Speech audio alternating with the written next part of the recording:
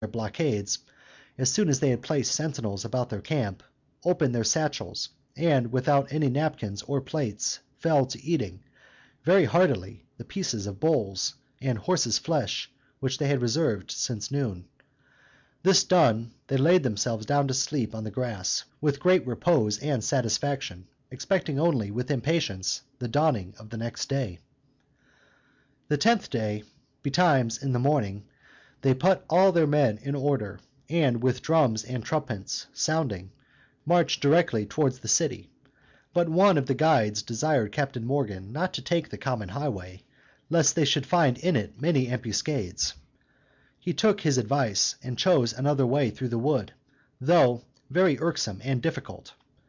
The Spaniards, perceiving the pirates had taken another way they scarce had thought on, were compelled to leave their stops and batteries, and to come out to meet them. The governor of Panama put his forces in order, consisting of 2 squadrons, 4 regiments of foot, and a huge number of wild bulls, which were driven by a great number of Indians, with some negroes, and others to help them. The pirates, now upon their march, came to the top of a little hill, whence they had a large prospect of the city and campaign country underneath. Here they discovered the forces of the people of Panama, in battle array, to be so numerous that they were surprised with fear, much doubting the fortune of the day. Yea, few or none there were but wished themselves at home, or at least free from obligation of that engagement, it so nearly concerning their lives. Having been some time wavering in their minds, they at last reflected on the straits they had brought themselves into, and that now they must either fight resolutely or die, for no quarter could be expected from an enemy on whom they had committed so many cruelties. Hereupon they encouraged one another, resolving to conquer, or to spend the last drop of blood.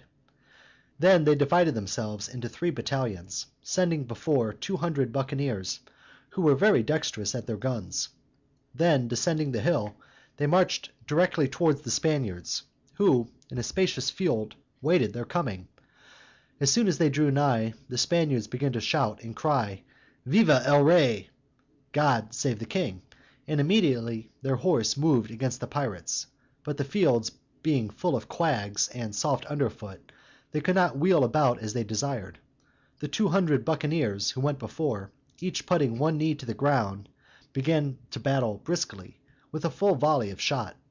The Spaniards defended themselves courageously, doing all they could to disorder the pirates. Their foot endeavored to second the horse, but were forced by the fire of the pirates to retreat. Finding themselves baffled, they attempted to drive the bulls against them behind, to put them into disorder, but the wild cattle ran away, frightened with the noise of the battle. Only some few broke through the English companies, and only tore the colors in pieces, while the buccaneers shot nearly every one of them dead.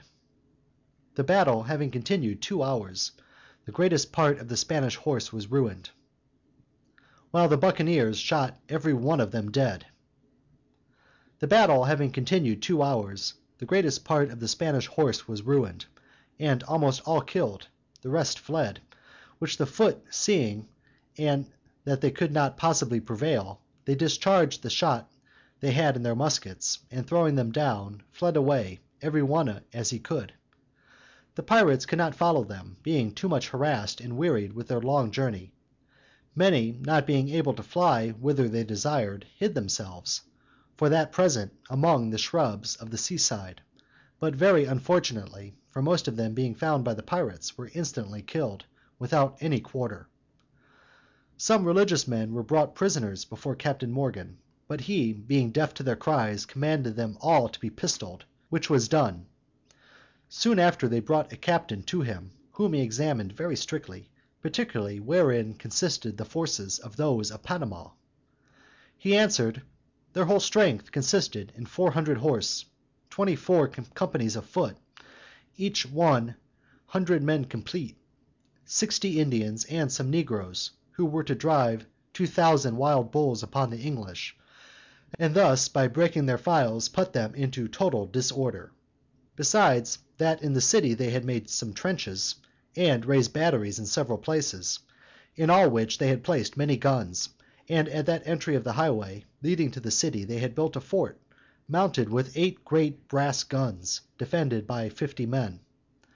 Captain Morgan, having heard this, gave orders instantly to march another way, but first he made a review of his men, whereof he found both killed and wounded a considerable number, and much greater than had been believed. Of the Spaniards were found 600 dead on the place, besides the wounded and prisoners. The pirates, nothing discouraged, seeing their numbers so diminished, but rather filled with greater pride, perceiving what huge advantage they had obtained against their enemies, having rested some time, prepared to march courageously towards the city, plighting their oaths to one another that they would fight till not a man was left alive. With this courage they recommenced their march, either to conquer or to be conquered, carrying with them all the prisoners.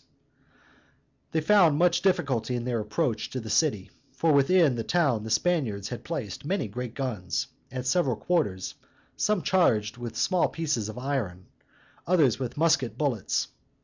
With these they saluted the pirates at their approaching, and gave them full and frequent broadsides, firing at them incessantly, so that unavoidably they lost at every step great numbers of men.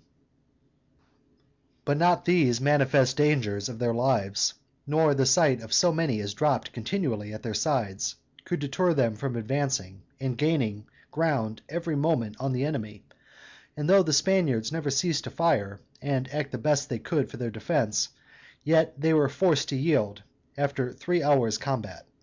And the pirates, having possessed themselves at last of the city, killed all that attempted in the least to oppose them. The inhabitants had transported the best of their goods to more remote and secret places.